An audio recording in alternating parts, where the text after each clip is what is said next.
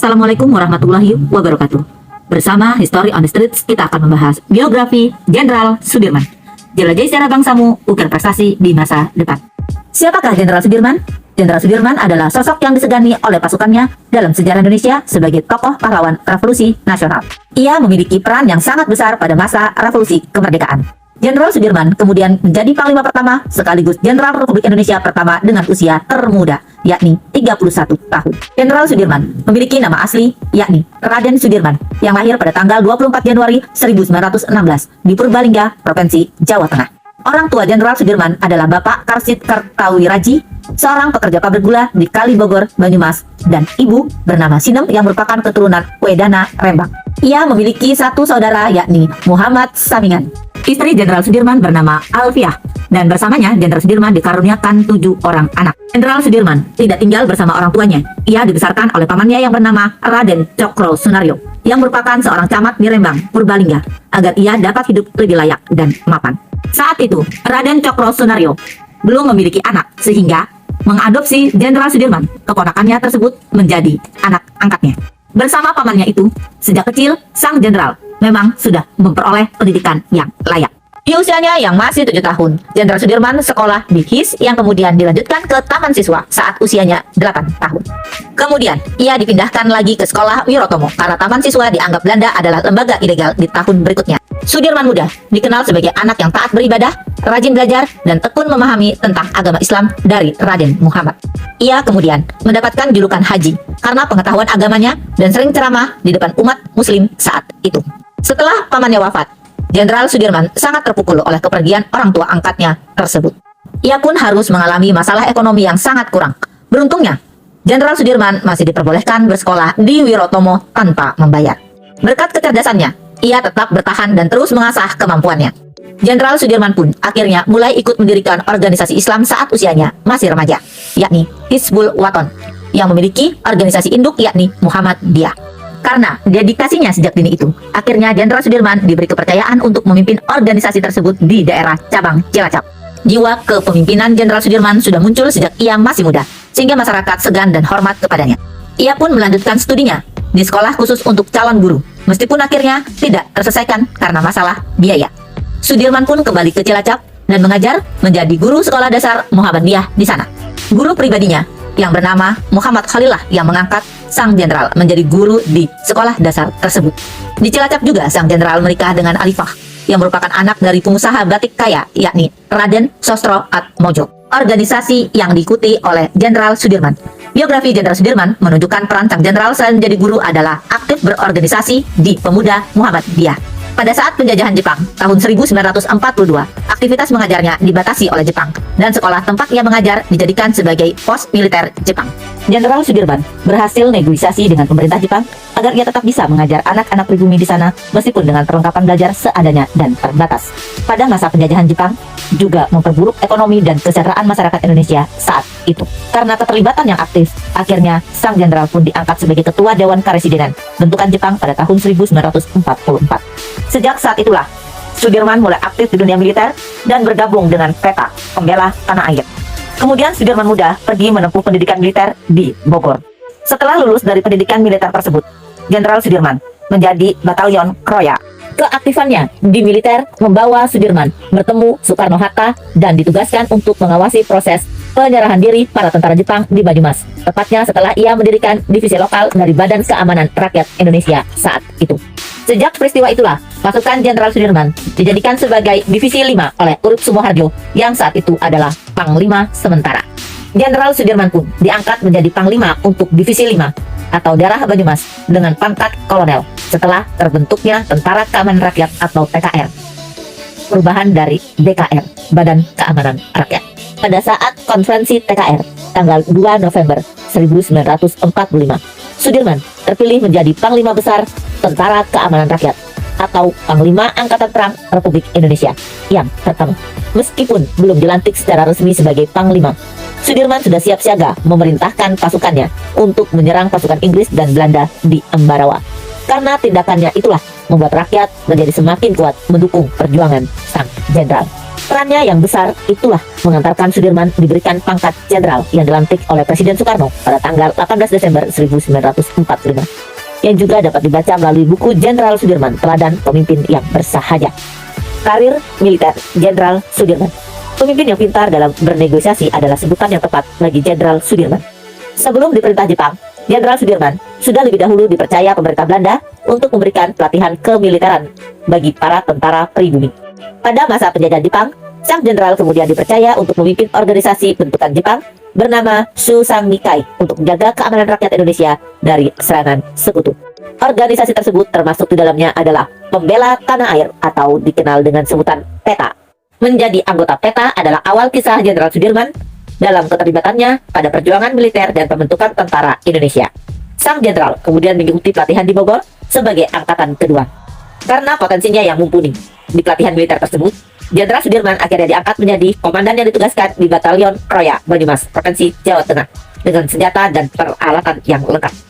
Seiring tanggung jawab yang diemban, Jenderal Sudirman pun menjadi Ketua Badan Keamanan Rakyat atau BKR dan Letnan Kolonel Komandan Resimen 1 Divisi 1 Tentara Keamanan Rakyat atau TKR Kepresidenan Banyumas.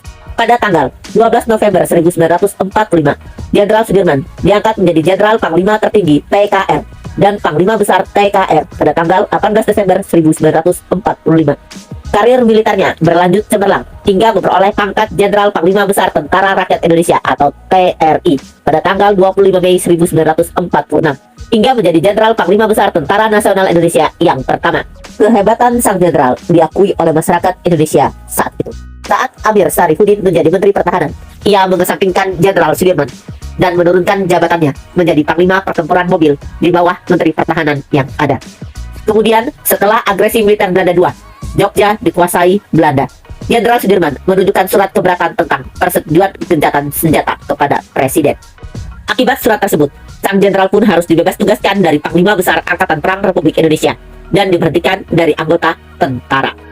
Karena Presiden dan Wakil Presiden sangat keberatan dengan keputusan sang jenderal, akhirnya Jenderal Sudirman pun mengurungkan niatnya untuk berhenti dari kemiliteran. Berikut ini rangkuman singkat karir militer Jenderal Sudirman. Menjadi anggota PETA Angkatan Kedua di Bogor. Daiganco Kroya, Banyumas, Provinsi Jawa Tengah. Ketua Badan Keamanan Rakyat Kepresidenan Banyumas, Provinsi Jawa Tengah. Letnan Kolonel, Komandan Resimen 1, Divisi 1, Tentara Keamanan Rakyat, TKR. Kolonel, Komandan Divisi 5, TKR Banyumas, Provinsi Jawa Tengah. Jenderal Panglima Tertinggi TKR pada tanggal 12 November 1945. Jenderal Panglima Besar TRI pada tanggal 25 Mei 1946. Jenderal Panglima Besar TNI. Perjuangan Jenderal Sudirman. Belajar biografi Jenderal Sudirman tidak lengkap rasanya jika tidak membahas perjuangannya bagi bangsa Indonesia. Sang jenderal ini adalah saksi dari berbagai upaya diplomatik yang gagal dilakukan Indonesia terhadap pemerintah Belanda saat itu yang selalu ingin menjajah. Diplomatik pertama yang gagal adalah Perjanjian Linggarjati yang dalam penyusunannya ikut andil sang Jenderal Sudirman. Selain itu, kegagalan pada Perjanjian Renville harus membuat Indonesia mengembalikan wilayah yang berhasil diambil pada agresi militer Belanda I dan menyerahkannya kepada Belanda, mengharuskan Jenderal Sudirman menarik 35.000 pasukannya. Perundingan Romroyen juga melibatkan peran Jenderal Sudirman karena berkaitan dengan kemiliteran dan upaya pemberontakan dalam negeri tahun 1948, yakni peristiwa PKI Madiun. Perundingan Romroyen. Dari segala perjanjian dengan Belanda, Jenderal Sudirman terus mendesak Soekarno untuk tetap melanjutkan perang gerilya karena ia tidak percaya Belanda akan benar-benar memenuhi janjinya. Namun saat itu, Soekarno menolak dan membuat sang jenderal sangat terpukul dan membuatnya jatuh sakit. Jenderal Sudirman mengidap penyakit tuberkulosis atau TBC karena terinfeksi saat berjuang pada November 1948 yang menyebabkan paru-paru kanannya harus ditumpiskan. Kepergian Urip Sumoharjo yang meninggal dunia pada tahun 1948 semakin memperburuk kondisi kesehatan sang jenderal.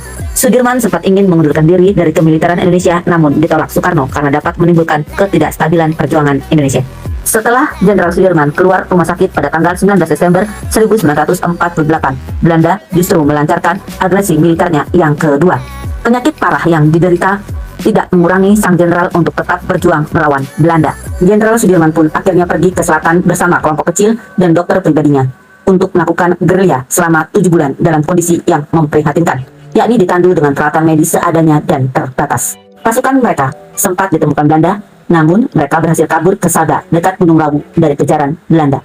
Jenderal Sudirman memimpin kemiliteran di Jawa, termasuk tetap mengomandoi serangan umum 1 Maret 1949 di Yogyakarta melawan Belanda yang dipimpin oleh Letnan Kolonel Soeharto. Kondisinya yang semakin parah membuatnya harus mundur dari medan perang melawan Belanda secara langsung di lapangan. Kegigihannya melawan Belanda sangat dikagumi oleh para pasukannya dan memberikan mereka motivasi besar untuk terus melawan Belanda. Wafatnya Jenderal Sudirman. Penyakit yang diderita Jenderal Sudirman kian parah, sehingga memaksanya untuk tetap bergerilya melawan Belanda. Kondisinya yang semakin memburuk tersebut rupanya tidak membuat Jenderal Sudirman menyerah untuk sembuh. Sang jenderal tetap rajin kontrol di rumah sakit Panti Rati di Yogyakarta untuk berjuang melawan penyakitnya. Saat ia sedang dirawat di Sanatorium Pakem, Desember 1949, Jenderal Sudirman memperoleh berita bahagia karena Belanda akhirnya mengakui kedaulatan Indonesia melalui Republik Indonesia Serikat pada tanggal 27 Desember 1949 dalam konferensi meja bundar di Den Haag. Sang jenderal pun akhirnya dipindahkan ke Magelang untuk memperoleh perawatan yang lebih intensif. Namun, upaya pengobatan sang jenderal tidak berhasil. Tepatnya 1 bulan setelah kedaulatan Indonesia merdeka dari Belanda, Jenderal Sudirman wafat karena penyakit yang dideritanya pada tanggal 29 Januari 1950. Ada pasukan konvoi dengan 4 buah tank dan 80 buah kendaraan bermotor kemiliteran Indonesia yang mengiringi pemakaman Jenderal Sudirman di Taman Makam Pahlawan, Semaki, Yogyakarta. Kepergian Jenderal Sudirman ini dinobatkan sebagai kepergian pahlawan pembela kemerdekaan. Rakyat Indonesia pun sangat terpukul dan kehilangan sosok pahlawan besar. Bahkan ribuan rakyat berkumpul sepanjang 2 km menyaksikan prosesi pemakaman sang jenderal. Masyarakat Indonesia pun mengibarkan bendera merah putih setengah tiang untuk menghormati kepergian Jenderal Sudirman pada hari kematiannya tersebut. Jejak perjuangannya kemudian menjadi esprit de corps untuk tentara Indonesia, yakni taktik gerilyanya yang sangat berani. Rute perang gerilya sepanjang 100 km yang pernah dilakukan Jenderal Sudirman pun menjadi zona pelatihan kemiliteran bagi para taruna Indonesia yang belum lulus dari akademi militernya. Kisah perjuangan Jenderal Sudirman abadi bagi bangsa Indonesia, hingga namanya banyak dijadikan nama-nama jalan, gedung, universitas, dan museum. Sang jenderal kemudian ditetapkan sebagai pahlawan nasional Indonesia sejak 10 Desember 1964 oleh Presiden Soekarno. Pada tahun 1997, Jenderal Sudirman dianugerahi gelar Jenderal Besar Anumerta oleh Soeharto, di mana gelar tersebut hanya dimiliki oleh 3 orang saja di Indonesia hingga saat ini. Perjuangannya layak diapresiasi dan menjadi hal yang menginspirasi generasi penerus bangsa agar tetap menjaga bangsa yang sudah diperjuangkannya ini. Itulah sebabnya kita sebagai generasi penerus bangsa Indonesia harus mengenali pahlawan bangsa agar tidak abai dengan bangsa kita sendiri. Para pahlawan bangsa banyak memberi pelajaran dan motivasi untuk terus maju dan menjadi pribadi yang lebih baik lagi sebagai warga negara. Terima kasih telah menyaksikan biografi Jenderal Sudirman. Sampai jumpa dalam bahasan yang lain. Jelajahi sejarah bangsamu, ukir prestasi di masa depan. Wassalamualaikum warahmatullahi wabarakatuh.